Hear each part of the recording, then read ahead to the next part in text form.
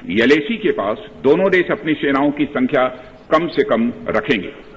समझौते में यह भी है कि जब तक बाउंड्री इश्यूज का पूर्ण समाधान नहीं होता है तब तक एलएसी को स्ट्रिक्टली रेस्पेक्ट और एडहेर किया जाएगा और उसका उल्लंघन किसी भी सूरत में नहीं किया जाएगा। इन समझौतों में भारत व चाइना एलएसी के क्लैरिफिकेशन द्वारा एक कॉमन अंडरस्टैंडिंग पर पहुंचने के लिए भी कमिटेड हुए थे। इसके आधार पर 1990 से 2003 तक दोनों देशों द्वारा एलएसी पर एक कॉमन अंडरस्टैंडिंग बनाने की कोशिश की गई, लेकिन इसके बाद चाइना ने इस कार्रवाई को आगे बढ़ाने पर सहमति नहीं जताई। इसके कारण कई जगहों पर चाइना तथा भारत के बीच एलएसी परसेप्शंस में ओवरलैप है। इन क्षेत्रों में तथा बॉर्डर के कुछ अन्य इलाकों में दूसरे समझौतों के आधार पर दोनों की सेनाएं फेस ऑफ आज की स्थिति का समाधान निकालती हैं, जिससे कि शांति कायम हो। इससे पहले कि मैं सदन को वर्तमान स्थिति के बारे में बताऊं, अध्यक्ष महोदय, मैं यह बताना चाहता हूं कि सरकार की विभिन्न इंटेलिजेंस एजेंसीज के बीच कोऑर्डिनेशन का एक इलेबोरेट और टाइम टेस्टेड मैकेनिज्म है, जिसमें सेंट्रल आर्म्ड पुलिस फोर्सेज और तीनों हमारी आर्म्ड फोर्सेज की इंटेलिजेंस एजेंसीज भी शामिल हैं। टेक्निकल और ह्यूमन इंटेलिजेंस को लगातार कोऑर्डिनेटेड तरीके से इकट्ठा किया जाता है तथा आर्म्ड फोर्सेज से उनके डिसीजन मेकिंग के लिए भी शेयर किया जाता है। अध्यक्ष महोदय, अब मैं सदन को इस साल की उत्पन्न परिस्थितियों से अवगत कराना चाहता हूं। अप्रैल माह से ईस्टर्न लद्दाख की सीमा पर चाइना की सेनाओं की संख्या तथा उनके आर्मामेंट्स में काफी वृद्धि देखी गई है। मई महीने के प्रारंभ में चाइना ने गलवान घाटी क्षेत्र में हमारी ट्रूप्स के नॉर्मल ट्रेडिशनल पेट्रोलिंग पैटर्न में व्यवधान शुरू किया, जिसके कारण फेस ऑफ की स्थिति उत्पन्न हुई। ग्राउंड कमांडर्स द्वारा इस समस्या को सुलझाने के लिए विभिन्न समझौतों तथा प्रोटोकॉल के तहत वार्ता की जा रही थी। इसी बीच मई महीने के मध्य में चाइना द्वारा वेस्टर्न सेक्टर में कई स्थानों पर एलएसी पर ट्रांसग्रेशन करने की कोशिश की गई। इसमें कोंगकाला, गोगरा एंड पेंगोंग लेक का नॉर्थ बैंक शामिल है। इन कोशिशों को हमारी सेनाओं ने समय पर देख लिया तथा उसके लिए आवश्यक जवाबी कार्रवाई भी की है। अध्यक्ष महोदय, हमने चाइना को डिप्लोमेटिक तथा मिलिट्री चैनल्स के माध्यम से यह अवगत करा दिया कि इस प्रकार की गतिविधियां स्टेटस को यूनिलेटरली बदलने का प्रयास है और यह भी साफ कर दिया गया कि ये प्रयास हमें किसी भी सूरत में मंजूर नहीं है। अध्यक्ष महोदय, एलएसी के ऊपर फ्रिक्शन बढ़ता हुआ देखकर दोनों तरफ के सैन्य कमांडरों ने 6 जून 2020 को मीटिंग की तथा इस बात पर सहमत बनी कि रेसिप्रोकल एक्शंस के द्वारा डिसएंगेजमेंट किया जाए। दोनों पक्ष इस बात पर भी सहमत हुए कि एलएसी को माना जाएगा तथा कोई ऐसी कार्रवाई नहीं की जाएगी जिससे स्टेटस को बदले। किंतु इस सहमति के वायलेशन में चीन द्वारा एक वायलेंट फेस ऑफ की स्थिति 15 जून को गलवान में क्रिएट की गई। हमारे बहादुर सिपाहियों ने, हमारे बहादुर सेना के जवानों ने अपनी जान का बलिदान दिया और साथ ही चीनी पक्ष को भी भारी क्षति पहुंचाई है। अध्यक्ष महोदय, और अपनी सीमा की सुरक्षा में वह कामयाब रहे। इस पूरी अवधि के दौरान हमारे बहादुर जवानों ने जहां संयम की जरूरत थी वहां संयम रखा तथा जहां शौर्य की जरूरत थी वहां शौर्य प्रदर्शित किया है। अध्यक्ष महोदय, मैं सदन से अध्यक्ष महोदय यह अनुरोध करता हूं कि हमारे दिलेर जवानों की वीरता एवं उनके बहादुरी की भूरी भूरी प्रशंसा की जानी चाहिए। हमारे बहादुर जवान अत्यंत मुश्किल परिस्थितियों में अपने अथक प्रयास से समस्त देशवासियों को सुरक्षित रख रहे हैं। एक ओर किसी को भी हमारे सीमा की सुरक्षा के प्रति हमारे डिटर्मिनेशन के बारे में संदेह नहीं होना चाहिए। वहीं भारत यह भी मानता है कि पड़ोसियों के साथ शांतिपूर्ण संबंधों के लिए आपसी सम्मान और आपसी सेंसिटिविटी भी आवश्यक है। चूंकि हम मौजूदा स्थिति का डायलॉग के जरिए समाधान चाहते हैं और हमने चाइनीज साइड के साथ डिप्लोमेटिक और मिलिट्री एंगेजमेंट बनाए रखा है। इन डिस्कशंस में 3 की प्रिंसिपल्स हमारी अप्रोच को तय करते हैं। फर्स्ट, दोनों पक्षों को एलएसी का सम्मान और कड़ाई से पालन करना चाहिए। सेकंड, किसी भी पक्ष को अपनी तरफ से यथास्थिति का उल्लंघन करने का प्रयास नहीं करना चाहिए। और थर्ड, दोनों पक्षों के बीच सभी समझौतों और अंडरस्टैंडिंग्स का पूर्णतया पालन होना चाहिए। चाइनीज साइड की यह पोजीशन है कि स्थिति को एक जिम्मेदार ढंग से हैंडल किया जाना चाहिए और द्विपक्षीय समझौतों एवं प्रोटोकॉल के अनुसार शांति एवं सद्भाव सुनिश्चित किया जाना चाहिए। वह भी यही कहते हैं। जबकि ये डिस्कशन चल ही रहे थे, चीन की तरफ से 29 और 30 अगस्त की रात को प्रोवोकेटिव सैनिक कार्रवाई की गई, जो पैंगोंग लेक के साउथ बैंक एरिया में स्टेटस को बदलने का प्रयास था। लेकिन एक बार फिर हमारी आर्म फोर्सेज द्वारा टाइमली और फॉर्म एक्शंस के कारण उनके प्रयास विफल कर दिए।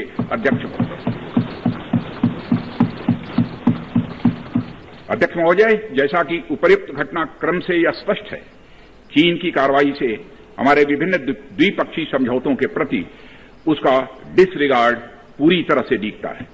चीन द्वारा ट्रुप्स की भारी मात्रा में तैनाती किया जाना 1993 और 1996 के समझौतों का यह उल्लंघन है। एलएसी का सम्मान करना और उसका कड़ाई से पालन किया जाना सीमा क्षेत्रों में शांति और सद्भाव का आधार है और इसे 1993 एवं 1996 के समझौते में स्पष्ट रूप से यह स्वीकार भी किया गया है। जबकि हमारी आर्म्ड फोर्सेस इसका पूरी तरह से पालन करती हैं। चाइनीज साइड की ओर से ऐसा नहीं हुआ है। उनकी कार्रवाई के कारण एलएसी के आसपास समय समय पर फेस ऑफ्स और फ्रिक्शंस भी पैदा हुए हैं। जैसा कि मैंने पहले भी उल्लेख किया, इन समझौतों में फेस ऑफ की स्थिति से निपटने के लिए विस्तृत प्रोसीजर्स और नॉर्म्स भी निर्धारित हैं। तथापि इस वर्ष हाल की घटनाओं में चाइनीज फोर्सेस का वायलेंट कंडक्ट सभी म्यूचुअली एग्रीड नॉर्म्स का पूरी तरह से उल्लंघन है। अभी की स्थिति के अनुसार चाइनीज साइड ने एलएसी और अंदरूनी क्षेत्रों में बड़ी संख्या में सैनिक टुकड़ियां और गोला बारूद मोबिलाइज किया हुआ है। पूर्वी लद्दाख और गोगरा और कोंकला और पेंगोंग लेक का नॉर्थ और साउथ बैंक पर कई फ्रिक्शन एरियाज हैं। चीन की कार्रवाई के जवाब में हमारी आर्म्ड फोर्सेज ने भी इन क्षेत्रों में उपयुक्त काउंटर डिप्लॉयमेंट्स किए हैं अध्यक्ष महोदय, ताकि भारत के सिक्योरिटी इंटरेस्ट को पूरी तरह से सुरक्षित रखा जा सके। अध्यक्ष महोदय, मैं सदन को आश्वस्त रहना चाहिए कि हमारी आर्म्ड फोर्सेज इस चुनौती का सफलतापूर्वक सामना करेंगी और हमारी आर्म्ड फोर्सेज साथ ही साथ जिस प्रकार की उनके द्वारा आज भी कार्रवाई की जा रही है, जिस प्रकार से सीमा की रक्षा की जा रही है, हम सबको हमारी आर्म फोर्सेज के ऊपर गौरव है अध्यक्ष महोदय, गौरव की अनुभूति होती है। अभी जो स्थिति बनी हुई है उसमें सेंसिटिव ऑपरेशनल इश्यूज शामिल हैं। इसलिए मैं इस बारे में ज्यादा ब्यौरा का खुलासा यदि करना चाहूं तब भी नहीं कर सकता हूं अध्यक्ष महोदय, यह हमारी एक सीमा है और मैं आश्वस्त हूं यह सदन हमारी इस सेंसिटिविटी को भी समझेगा। और अध्यक्ष महोदय, मैं कोविड-19 के चैलेंजिंग समय में हमारी आर्म्ड फोर्सेस और आईटीबीपी के तेजी से डिप्लॉयमेंट हुई है और उनके प्रयासों को एप्रिशिएट किए जाने की जरूरत है। और यह इसलिए भी संभव हुआ है क्योंकि सरकार ने पिछले कुछ वर्षों में बॉर्डर इंफ्रास्ट्रक्चर के विकास को काफी अहमियत दी है। सदन को जानकारी है कि पिछले कई दशकों में चीन ने बड़े पैमाने पर इंफ्रास्ट्रक्चर एक्टिविटी शुरू की है, जिनसे बॉर्डर एरिया में उनकी डिप्लॉयमेंट क्षमता भी बढ़ी है। इसके जवाब में हमारी सरकार ने भी बॉर्डर इंफ्रास्ट्रक्चर के विकास के लिए अपना काफी बजट बढ़ाया है, जो पहले से दोगुना से भी अधिक है। इसके फलस्वरूप बॉर्डर एरियाज में काफी रोड्स और ब्रिजेज भी बने हैं। इससे न केवल लोकल पॉपुलेशन को जरूरी कनेक्टिविटी मिली है, बल्कि हमारी आर्म्ड फोर्सेस को बेहतर लॉजिस्टिकल सपोर्ट भी मिला है। ओके ओके अध्यक्ष महोदय, इसके कारण एक मिनट वे बॉर्डर एरियाज माननीय में मंत्री जी, अधिक अलर्ट रह सकते हैं। एक मिनट, सेक्रेटरी जनरल ट्रांसलेशन शुरू कर दें। आ रहा है? आ रहा है, एक बार चेक कर लो। ठीक, एक बार चेक कर लें दोबारा। ओके अध्यक्ष महोदय, इसके कारण वे बॉर्डर एरियाज में अधिक अलर्ट रह सकते हैं और जरूरत पड़ने पर बेहतर जवाबी कार्रवाई भी कर सकते हैं। आने वाले समय में भी सरकार इस उद्देश्य के प्रति पूरी तरह से कमिटेड रहेगी, यह मैं सदन को आश्वस्त करना चाहता हूं। आदरणीय अध्यक्ष महोदय, मैं इस बात पर बल देना चाहूंगा कि भारत हमारे बॉर्डर एरियाज में मौजूदा मुद्दों का हल शांतिपूर्ण बातचीत और कंसल्टेशन के जरिए किए जाने के प्रति कमिटेड है।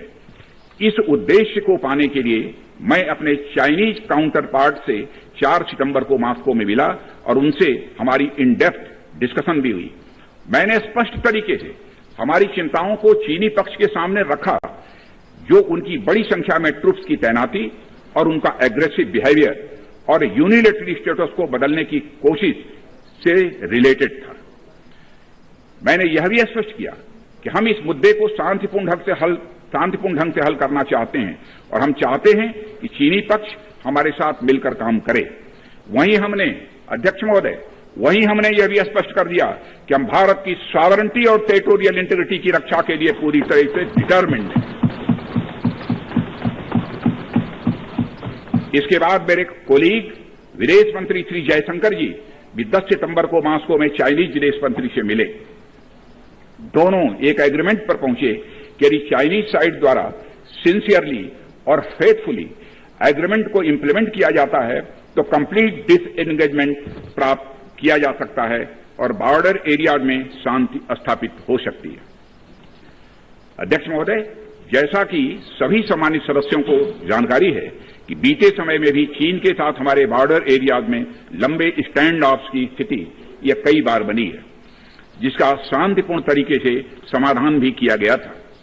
हालांकि इस वर्ष की स्थिति, चाहे वो ट्रूप्स की स्केल ऑफ इन्वॉल्वमेंट हो या फ्रिक्शन पॉइंट्स की संख्या हो, वह पहले से बहुत अलग है। फिर भी हम मौजूदा स्थिति के शांतिपूर्ण समाधान के लिए पूरी तरह से कमिटेड हैं। इसके साथ साथ मैं सदन को आश्वस्त करना चाहता हूं कि हम सभी परिस्थितियों से निपटने के लिए भी तैयार हैं।